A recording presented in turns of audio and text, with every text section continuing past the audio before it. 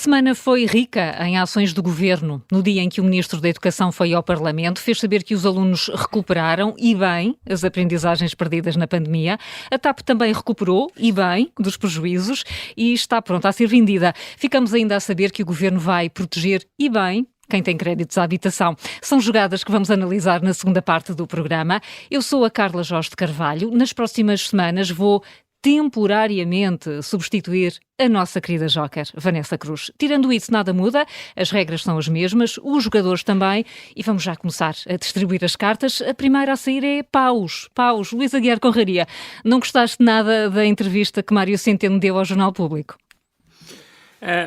Eu confesso que o meu problema nem foi tanto com a entrevista do Mário Centeno, mas com algumas reações que eu vi, incluindo aqui na Rádio Observador, e estou aqui a pensar nas reações que eu vi ontem de Paulo Ferreira e de José Manuel Fernandes, que me parece que ficaram demasiado entusiasmados. Então. Vamos lá ver. O Mário Centeno veio fazer um ponto de ordem e, portanto, e tentar, espero eu que tenha esse efeito, acalmar as críticas que o poder político está a fazer à atuação do Banco Central Europeu, mas ele não fez mais do que reafirmar o que é a política do BCE, quer dizer, também não se podia esperar nada de diferente ou de nada, quer dizer, ele não ia dar uma entrevista a criticar o BCE, não é? Quer dizer, obviamente, eu diria que ele cumpriu o mínimo dos mínimos. E acho que foi mesmo o mínimo dos mínimos, porque, lendo a entrevista com atenção, vê-se que ele não reconhece os erros que foram cometidos. E também me parece que não tem consciência dos riscos que ainda corremos para o futuro. Deixa-me só lembrar uma coisa. As taxas de juros do Banco Central Europeu subiram pela primeira vez em 27 de julho. Já estávamos no pico do verão. A inflação já estava nos 8,9%. Um dos problemas que nós temos neste momento foi o BCE ter demorado tanto tempo a perceber que a taxa de inflação era um problema real. E Mário Centeno, na sua entrevista, diz que o Banco Central Europeu esteve bem, acho que é extraordinário isto, quando interpretou os primeiros sinais da inflação como sendo temporários. Portanto, eles interpretaram a inflação como sendo temporária, verificou-se que não foi temporária, que é permanente, e ele acha que estiveram bem a interpretar como temporária. Quer dizer, o que é preciso acontecer para ele para ele perceber que está. Isto por um lado. E depois, por outro, lá a meio da entrevista, ele dá a entender que grande parte, que o que é necessário fazer, ou grande parte do que é necessário fazer, já está feito. Sim, que o grosso dos aumentos das taxas de referência já ficaram para trás. Lamento. A taxa de juro na Europa, neste momento, está nos 2%. Nos Estados Unidos está nos 4%, e a inflação nos Estados Unidos é mais baixa do que a nossa. E não só a nossa está nos 2%, e a nossa inflação é mais alta, como do mês passado para este mês subiu de 9,9% para 10,7%. Ou seja, a inflação está mesmo... quer dizer, não há qualquer sinal de que ela esteja controlada. Continua. Portanto, não é possível de forma alguma, neste momento, afirmar que o grosso das medidas estão tomadas. Nós, neste momento, estamos a metade do Banco Central dos Estados Unidos, que é a Federal Reserve, e temos uma inflação mais alta e a subir, enquanto nos Estados Unidos ela está a descer. Então, portanto, achei mesmo, portanto, o Mário Centeno é conhecido... de acordo com as notícias e também de acordo com algumas entrevistas que ele deu, como sendo dos governadores no Banco Central Europeu que mais combateram a subida das taxas de juros, e portanto ele esteve, na minha opinião, mal, e parece-me que continua a ser que continua a estar nessa equipa das pessoas que são contra as subidas das taxas de juros, e mais uma vez parece-me que está mal. Que está mal. João Marcos de Almeida, também te parece que Mário Centeno se limitou a dizer os mínimos? Sim, eu concordo com o Luís. Acho primeiro que Mário Centeno errou ao dizer que o Banco Central Europeu reagiu em tempo devido. Não reagiu em tempo devido, reagiu tarde, como disse o Luís. E também acho que Mário Centeno não pode dizer que o BCE não vai aumentar mais as taxas de juros, porque o papel do BCE é combater a inflação e depende de saber se está a conseguir controlar, a baixar a inflação ou não. E Mário Centeno não pode dizer que não vai subir mais as taxas de juros. Eu até diria ao contrário. Eu acho que o BCE ainda vai subir as taxas de juros novamente e possivelmente ainda este ano.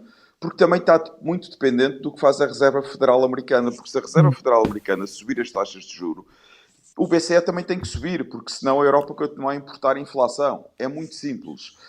Portanto, não percebo porque é que Mário Centeno disse que achava que o BCE não deveria subir mais as taxas de juros. Acho que é um erro. De qualquer modo, na entrevista, parece-me interessante ele ter dado a entrevista, porque aparentemente ele ter dito o que disse na entrevista em privado a António Costa e a Marcelo, e calculo que ele tenha dito isto em privado, quer dizer, eu acho que as pessoas devem conversar em privado, não foi suficiente para Costa e Marcelo pararem de fazer críticas ao BCE, que aliás não lhes compete fazer críticas ao BCE. E eu acho que Centeno sentiu a necessidade de fazer um aviso público, o que também para mim é surpreendente. Costa e Marcelo deveriam ter percebido em privado os avisos que Centeno lhes fez. Então, por aí há um paus atribuído pelo Luís Aguiar Conraria, que é seguido pelo João Marcos de Almeida. Daqui a pouco vamos sair do país, mas ainda há um naipe aqui para a terrinha. A Susana Peralta quer dar espadas ao secretário de Estado adjunto do Primeiro-Ministro. Não são espadas fictícias, pois não, Susana? Não, são espadas... Estas são mesmo a sério. São espadas verdadeiras ao secretário de Estado Miguel Alves. Eu queria era, se calhar, mudar a cor das espadas. Então. Normalmente são pretas, mas eu gostava que elas desta vez fossem verdes, porque a empresa à qual o secretário de Estado contratou a criação de um centro de exposições que ia revolucionar o Conselho Município de Caminha chama-se Green Endogenous, e então eu achei que hoje especialmente podíamos celebrar este contrato pintando as nossas espadas de verde. E portanto esta empresa endógena verde, a quem o secretário de Estado Miguel Alves contratou então a criação de um centro de exposições, os centros de exposições ainda não existem, portanto o contrato data de outubro de 2020. Eu aconselho as pessoas a irem ler, quem nos ouve, a irem ler o trabalho do José António Cerejo no Público. Aliás, já agora vou deixar aqui umas copas, não verdes, mas vermelhas, para o José António Cerejo, que periodicamente nos vai brindando com estas histórias fantásticas do nosso Portugal profundo. E que de facto, enfim, não tenho agora aqui tempo para ir para todos os detalhes, mas vou dar assim os essenciais. Portanto, em outubro de 2020, o atual secretário de Estado Miguel Alves, à data, presidente da Câmara Municipal de Caminha, faz então este contrato extraordinário em que paga 300 mil euros nós, a Câmara Municipal de Caminha, de entrada para este negócio que ia então, portanto, do qual iria nascer o tal centro de exposições revolucionário, e compromete-se a pagar uma renda de 25 mil euros por mês durante 25 anos para garantir este grande centro de exposições. Portanto, à taxa fixa. Exatamente. Aqui esta é a taxa fixa e o risco é todo para nós, contribuintes. Quer dizer, vamos lá ver, e pronto, obviamente ainda não há contrato, depois Miguel Alves, jurista, argumenta de maneira muito dota as qualidades e os méritos desta empresa, da nossa empresa verde, para ser a construtora deste centro de exposições. No entanto, depois vai saber, a empresa foi criada em fevereiro do mesmo ano, portanto, enfim, meia dúzia de meses antes do contrato. Depois há aqui uma história que a empresa tem... Há outra empresa também com um nome verde, internacional, que poderá ser acionista da empresa, mas José António Cerejo andou à procura dos papéis e não os encontrou. E, portanto, quer dizer, tudo isto cheira mal por todos os lados. Agora é assim... Vamos lá ver, os contratos públicos também podem correr mal, e os contratos podem correr mal, e há pessoas que contratam coisas que depois não fornecem. A questão aqui é que garantias é que estavam do lado de cá. A isso o secretário de Estado não responde, e aliás o secretário de Estado não responde a nada. O secretário de Estado remete para a Câmara de Caminha, o atual presidente da Câmara de Caminha remete para o Dr. Miguel Alves, ou seja, para o seu antecessor no cargo, atual secretário de Estado, António Costa remete para o Foro da Justiça, que é sempre o truque de António Costa para remeter as coisas para nós não termos com quem falar. E nós, quer dizer, nós remetemos para quem nesta história, não é? E o que é extraordinário é que esta foi a pessoa, eu recordo, que António Costa chamou ao governo para ter uma espécie de papel de coordenação política, enfim, secretário de Estado adjunto do Primeiro-Ministro. Portanto, um papel verdadeiramente fundamental de coordenação política no governo, que eu não digo que não faça falta. A questão é se faz falta estar nas mãos de uma pessoa com este currículo político. E isto foi, se bem se recordam, né, naquela... Pronto, houve os disses e desdisses do Pedro Nuno Santos com o aeroporto, depois de António Costa e Silva com a baixa transversal do IRC, etc. E Costa entendeu que precisava de um braço direito. É este o braço direito que António Costa entende que faz falta ao governo num período de crise, uma pessoa que desbarata dinheiro público desta maneira? Susana, faz parte da coordenação política do governo de fazer empresas. Pois deve ser isso, João, deves ter razão, provavelmente é isso. Se calhar era este o currículo que estava à espera, eu gostava de pensar que não, mas para eu poder pensar que não, nós precisamos de saber o que é que Costa pensa disto cabalmente e precisamos que Miguel Alves, enfim, diga mais alguma coisa e potencialmente até que se demita, não é? Que era aquilo que eu acho que era, enfim, o mínimo exigível em face deste escândalo. Demitir ou pôr o lugar à disposição? Pôr o lugar à disposição, qualquer coisa que desampara a loja, não é? Que desampara a loja, que vá tomar conta da Green Endogenous com o seu amigo que se chama Ricardo Moutinho, penso eu, que é portanto o presidente desta Green Endogenous, que diz que isto é tudo foro privado. Aparentemente para ele é tudo foro privado, toda a argumentação dele é do foro privado, e do foro privado não é nada, tudo o que tem dinheiro público é do foro público, peço desculpa. E pronto, ele que desampara a loja e que se vai entender então com a Green Endogenous. Então ficam espadas verdes. Espadas verdes. De resto, este naipe é assistido pelo João, pelo Jorge e pelo Luís Aguiar, todos de acordo com este naipe. Esta semana não podemos deixar de ir ao Brasil. Houve eleições, houve atrasos nos discursos da derrota, estradas bloqueadas, foi a novela brasileira. Ainda assim, Jorge, tens um grande elogio a fazer às instituições do país. Sim, tenho um grande elogio a fazer às instituições brasileiras porque, de facto, deram mostras de, apesar dos últimos 4 anos, da erosão, acima de tudo, das normas da democracia, de uma certa civilidade. Bolsonaro é um ser perfeitamente buçal e, enfim, com tantos defeitos que nem vale a pena estarmos aqui a elencá-los, porque seria quase um programa inteiro. Mas, de facto, as instituições brasileiras deram enfim, uma prova notável de força num momento de fortíssima fricção, porque Bolsonaro,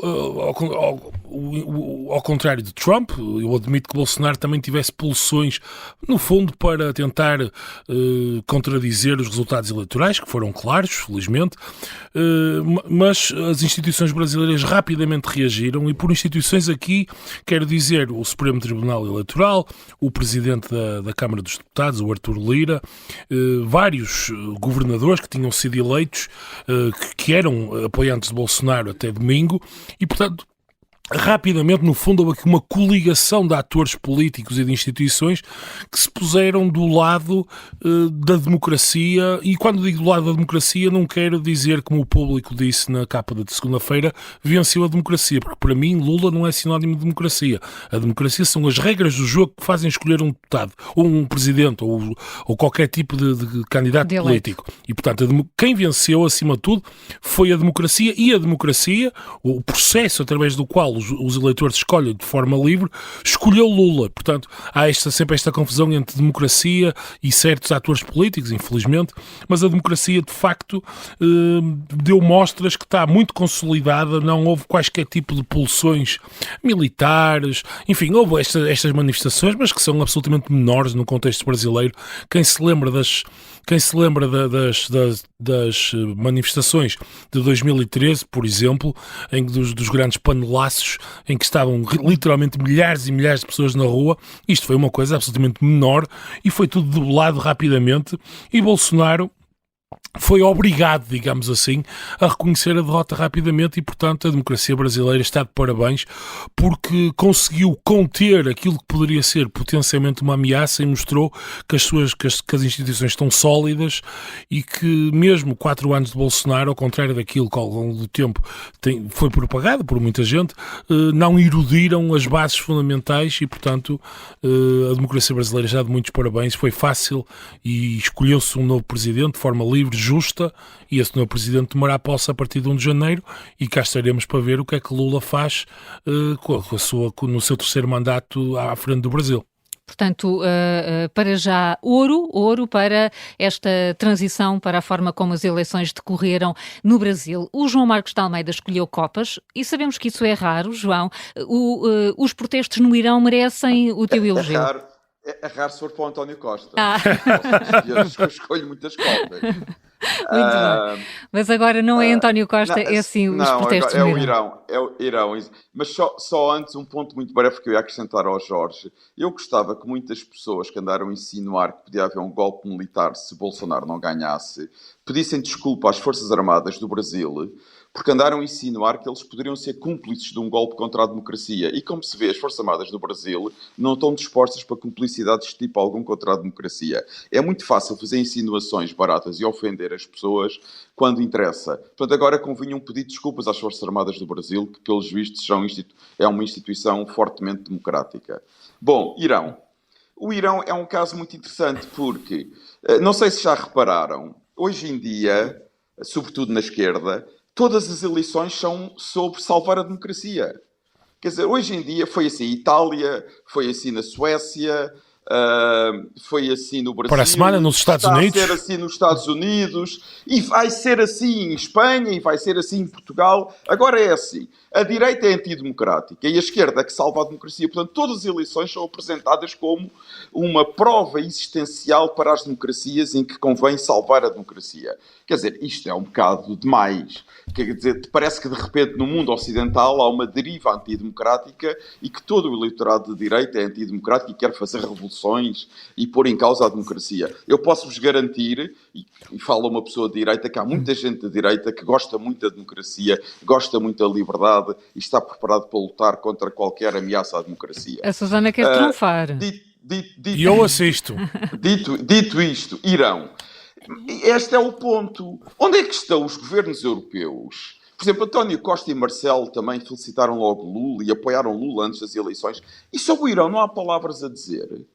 Ou bem que nós defendemos a democracia, mas defendemos a democracia em todo lado, e não apenas quando há eleições. É curioso que se defenda a democracia quando há eleições, uma prova de democracia. Mas quando há protestos contra uma ditadura, e uma ditadura violenta como a do Irão, os líderes europeus estão calados. Será que as pessoas do Irão, os iranianos e sobretudo as iranianas que estão a lutar contra uma dupla ditadura, que é a ditadura política do regime e a ditadura que vivem na sua vida privada, desigualdade entre homens e mulheres, as mulheres do Irão não têm direito a nenhuma palavra de conforto? Não têm direito a que os líderes democráticos digam qualquer coisa sobre o que se passa no Irão? Por exemplo, as televisões em Portugal, eu acho que só a Rádio Observador é que fala do Irão. Nós, neste programa, temos falado do Irão. As televisões não dizem nada sobre o Irão. Não há programas sobre o Irão. Nós temos especialistas que falam sobre tudo. Tudo. Desde as epidemias, das várias epidemias, que aparentemente também vêm aí, já estão também a falar desses papões, até à Rússia, à Ucrânia, ao Brasil, às armas nucleares, às armas químicas, ao preço da comida, ao preço do gás, ao preço do petróleo. Sabem tudo. Sobre o Irão ninguém fala. Há um silêncio perturbador, um silêncio chocante na Europa sobre o Irão. E se há algum sítio no mundo hoje onde se luta pela democracia a sério, juntamente com a Ucrânia, é no Irão. No Irão as pessoas estão na rua a combater pela democracia. E a morrer. E os democratas, os líderes democratas, que dizem que se preocupam tanto com o futuro da democracia, não são capazes de ter uma palavra sobre a luta pela democracia no Irão. As minhas espadas vão... Quer dizer, sim, as minhas copas vão para os iranianos e para as iranianas, e simultaneamente espadas bem negras para todos os líderes políticos europeus que ignoram o que se passa no Irão. Com essas contradições que encontras, a Susana já não tem tempo de trunfar. Eu ia só trunfar a primeira parte, como é óbvio, não a segunda. O Governo quis marcar a agenda com vários anúncios nos últimos dias da recuperação das aprendizagens à proteção dos créditos bancários. Ficamos também a saber que a TAP vai mesmo ser privatizada e não vai devolver ao Estado os 3,2 milhões de euros emprestados. Tudo isto vai estar na jogada da semana. Jorge, começamos por ti. O Ministro das Infraestruturas diz que a venda da TAP afinal esteve sempre em cima da mesa e que uma greve era o pior que podia acontecer à empresa. Vamos ou não conseguir salvar a TAP? Bem, antes de mais, uma correção. A venda da TAP, quer dizer, Pedro Nuno Santos contradiz completamente e mente, porque há várias afirmações. Hoje acho que o Paulo Ferreira leu isso de forma bastante contundente de manhã, pegou em duas ou três citações de Pedro Nuno Santos e de António Costa. Não há muito tempo. Não há muito tempo em que eles, preto no branco, dizem que a TAP iria, portanto, ficar na esfera pública e, mais do que ficar na esfera pública, o contrato firmado entre o Estado e a TAP e também com a União Europeia, enfim, previa que a partir de 2024-25 houvesse uma devolução do dinheiro aos contribuintes portugueses, que foi de resto aquilo que aconteceu esta semana. Soubemos que a Lufthansa devolveu o dinheiro integralmente já aos contribuintes alemães, um ano antes do previsto e com um lucro de 760 milhões de euros. Portanto, isto exige que nós perguntemos o que é que o governo alemão faz bem e o que é que o governo português faz mal. E, portanto, nós vemos dois países de realidades muito diferentes, um muitíssimo mais rico do que o outro, e, portanto, vemos que o país mais rico, no mesmo contexto, empresta dinheiro à sua companhia, tem lucro, recebe o dinheiro todo, e o país mais pobre, nessa circunstância, dá dinheiro à sua companhia e vem alegremente dizer que simplesmente queimou numa pira bastante alegre enquanto todos dançamos à volta da fogueira, 3,2 mil milhões. E há duas coisas que me espantam, três, digamos assim. Bem, por um lado, a leviandade com que isto se diz. O governo assumiu claramente esta semana, perdemos 3,2 mil milhões de euros. Os tostões, é como perder uma moeda de 50 cêntimos ali na rua. Depois, por outro lado, a ausência de reação. O Presidente da República comenta tudo. Não, quer dizer, isto exigiria uma declaração, no mínimo, do Presidente da República ao país em que quer dizer, pedia contas políticas. Quer dizer, nós muitas vezes falamos de erros dos governantes, etc.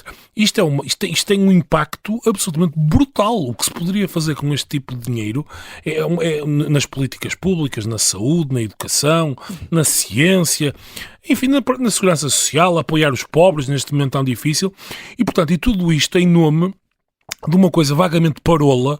Eu estou-me a lembrar de António Costa, excitadíssimo na Assembleia da República, a dizer que os aviões da TAP eram as nossas caravelas. Fim de citação. Quer dizer, tudo isto é de uma saloiada inacreditável. E tudo isto a pagar os devaneios do Pedro Nuno Santos, porque ele acha, e os seus amigos acham, alguns pseudo-cineastas e outros também que escrevem na terceira página do Expresso, que gostam de ver as coisas de Portugal quando entram no avião. E, portanto, isto sai muito caro aos contribuintes portugueses e é verdadeiramente espantoso para mim como é que não há nenhuma reação. Mas, quer dizer, nem da opinião pública, não há um levantamento popular. O Presidente da República está em silêncio, os partidos da oposição falaram, enfim, fizeram o seu papel, mas não há nenhuma reação. Isto é João surpreendente. E Susana, querem intervir? Quero. Desculpa, João, se quiseres... Fala. Então, portanto, obviamente completamente alinhada com o que o Jorge disse, e até me recordo já agora, para citarmos Pedro Nuno Santos, quando ele disse: para o bem e para o mal, a TAP é do povo português. Tal como as caravelas, não é? Portanto, estamos alinhadíssimos nesta ideia messiânica de que a TAP nos ia levar a novos territórios, não é? No fundo, por ares nunca dantes navegados. Enfim, mas onde eu quero chegar é aos 3 mil milhões de euros, porque eu tenho aqui um número que eu acho que pode ser engraçado. Portanto, nós andamos a discutir o orçamento quase sempre com base naquilo que é o detalhe do orçamento, não é? Porque nós temos uma despesa pública excluindo regiões autónomas e municípios que bate um bocadinho abaixo dos 100 mil milhões de euros, e aquilo com que andamos entretidos há 15 dias ou 3 semanas a falar dos apoios sociais, todas as prestações sociais, portanto a atualização do indexante das apoios sociais, o complemento social para idosos, etc., as mexidas no mínimo de existência, portanto todas essas medidas valem aproximadamente 1,6 mil milhões de euros no Orçamento de Estado. E do lado da receita, ou seja, as reduções de IRS, peço desculpa, o mínimo de existência entrava no IRS, o IRS jovem, os benefícios fiscais para as empresas para aumentar os salários, todas essas coisas, valem outros 1,6 mil milhões de euros. Portanto, aquilo com que o país tem nada entretido a falar, que no fundo são 3% da despesa pública, não falando depois nas condições, que aliás a UTAU veio chamar a atenção, nas condições de efetivamente implementar a outra, mas isso seria outro programa. Mas pronto, os 3 mil milhões de euros são isso. E de facto isto mostra um bocadinho a maluqueira do nosso debate público, quer dizer, os 3 mil milhões da TAP foram para a lixo, ninguém reparou, mas conseguimos andar aqui 3 semanas a falar dos detalhes destes 3% da despesa pública que no fundo são os tais 3 mil milhões. João, queres assistir também? Quero, porque Pedro, até tentar ir mais longe do que disse o Jorge e a Susana, concordando com eles. Eu acho que Pedro Nuno Santos quis duas coisas, quer dizer, por um lado tem os seus dogmas ideológicos dos quais eles não se liberta. Mas, por outro lado, ele estava absolutamente determinado a mostrar que ia reverter uma decisão do governo Passos Coelho. faz parte da caminhada dele para líder do PS, mostrar que tem coragem para reverter uma decisão do anterior governo de Passos Coelho e teve o apoio de António Costa. E, portanto, ele estava absolutamente empenhado em nacionalizar a TAP, sem pensar nos custos que isso poderia ter. Ora, se nos lembrarmos, a TAP, tal como as outras companhias europeias, foram vítimas do Covid e da crise económica provocada pelo Covid. Tal como fizeram outros países europeus, o que o governo deveria ter feito era sentar-se com a administração da TAP, com os acionistas da TAP, discutir o que é que seria melhor para a TAP. Obviamente que responsabilizando no que deveria ser responsabilizado os acionistas da TAP, não dar-lhes dinheiro, como acabaram por dar, para nacionalizar a TAP, acabaram por dar dinheiro ao principal acionista, David Neeleman, para abandonar a TAP e saiu com o dinheiro no bolso. Fazer um programa a sério, pensando sobretudo em duas coisas. Qual a solução melhor para a companhia e qual a solução que vai ser mais barata para os portugueses. Ora, estes dois critérios nunca estiveram na cabeça do ministro e é esta a obrigação de qualquer ministro e de qualquer governo. O que esteve na cabeça do ministro é como é que eu vou aproveitar esta crise para brilhar perante os camaradas do meu partido, para aumentar o meu perfil, para melhorar o meu perfil como futuro candidato à liderança da TAP. Ora, passados estes anos e passados 3 mil milhões de euros, basicamente a TAP vai acontecer à TAP o que os antigos acionistas já queriam fazer, que era vendê-la a uma grande companhia europeia. E eu volto a relembrar, havia negociações avançadas entre os acionistas da TAP e a Lufthansa para vender a TAP à Lufthansa em fevereiro de 2019 ou 2020, julgo eu, que foi um mês antes do Covid, de rebentar a crise do Covid na Europa. Portanto, vamos fazer exatamente o mesmo que já estava a ser feito, gastando 3 mil milhões de euros. E eu espero, e digo isto a todos os ouvintes da Rádio Observador, o Dr. Pedro Nuno Santos, a partir de agora, passa a ser o senhor 3 mil milhões de euros.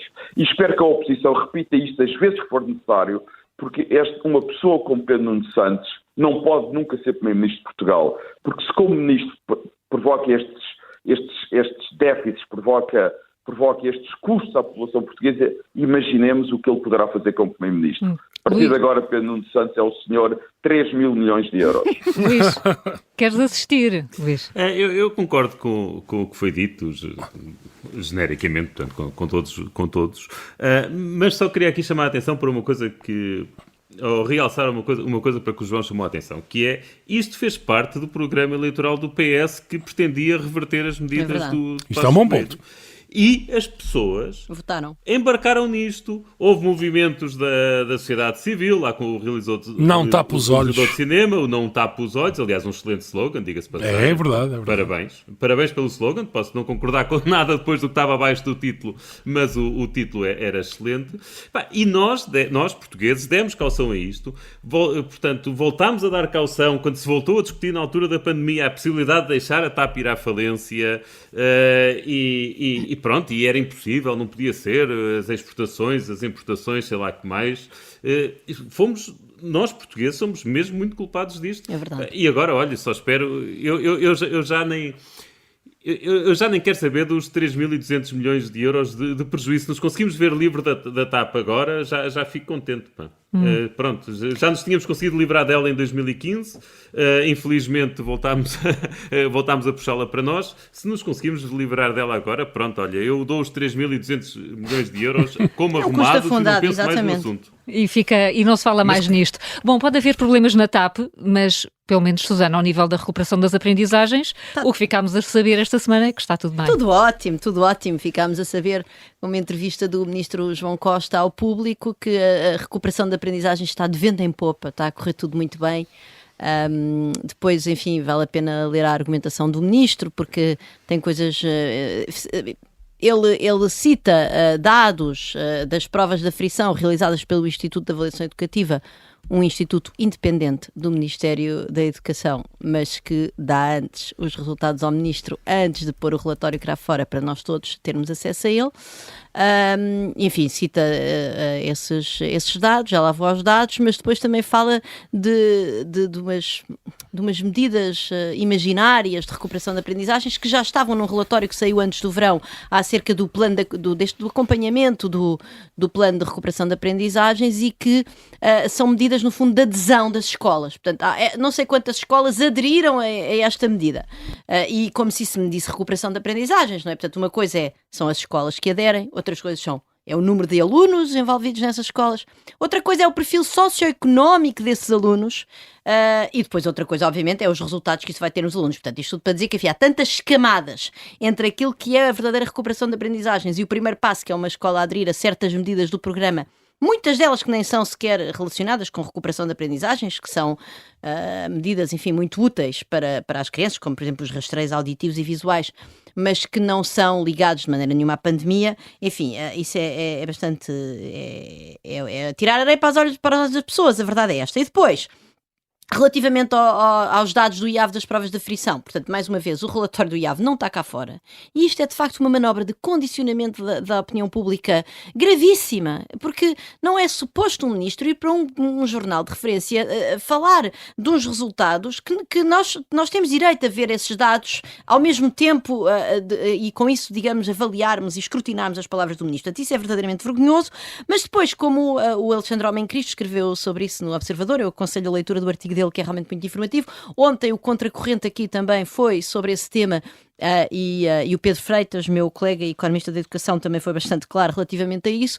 Estas provas de aferição são muito más para medir aquilo que acontece porque são muito inconstantes ao longo do tempo, ou seja, devia haver um conjunto de perguntas como eram mantidas de ano para ano e que nos permitiam de facto ver a evolução dos alunos e desde logo comparar como é que estavam os alunos equivalentes em 2019 com estes que estão neste momento num determinado ano letivo, num determinado grau de ensino.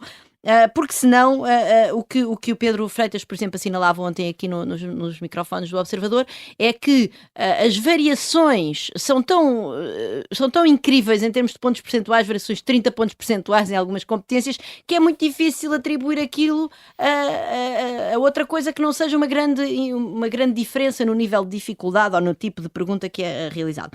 E depois eu também queria dizer que saiu recentemente um artigo numa revista científica com revisão por pares, chama-se Education Science, uma equipa de portugueses e que é exatamente sobre o impacto dos encerramentos de escolas devido à Covid, neste caso no pré-escolar.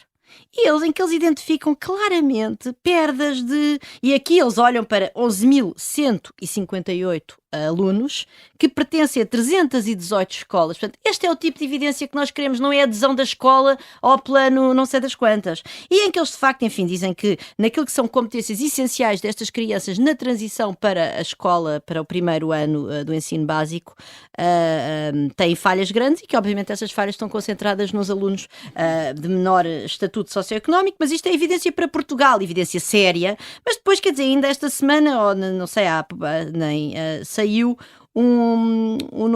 também um artigo acerca, por exemplo, do impacto na Hungria, com dados da Hungria, mas quer dizer, já há artigos com dados da Hungria, com dados dos Países Baixos, com dados dos Estados Unidos, quer dizer, só como disse o Alexandre Homem Cristo ontem, aqui, olha, nós temos esta sorte, temos um país onde fomos dos que mais encerramos escolas, onde temos uma literacia da população adulta das mais baixas da Europa, onde não conseguimos ter os computadores prontos a tempo e não sei o quê, onde ainda por cima há falta de professores. Provavelmente, enfim, não nestes níveis de ensino que estamos aqui a falar, não é?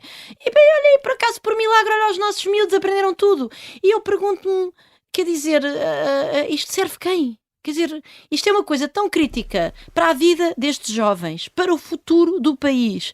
É uma causa que serve ao mesmo tempo a causa do crescimento económico e a causa da igualdade de oportunidades, e enfim, porque obviamente que...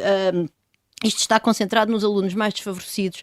E eu pergunto, para que é que serve esta manobra de propaganda? Quer dizer, qual é o interesse disto? E realmente, nem sequer vejo aqui, na TAP pelo menos nós vemos uma certa vontade do Pedro Nuno Santos ter, enfim, uma carreira política baseada nas caravelas. Pronto. Aqui, isto serve a quem? E realmente fico muito perplexa com isto e não percebo como é que isto não gera uma onda de indignação generalizada acerca do mal que fizemos a esta geração e agora desta tentativa de silenciamento desse mal. Susana, Luís, a Susana está aqui a falar em manobra de propaganda. Isso estará a acontecer nas medidas que o Governo anunciou? Não, sim, mas deixa-me falar disto também. Porque eu acho que o motivo pelo qual não há uma grande indignação é porque nós temos a consciência pesada.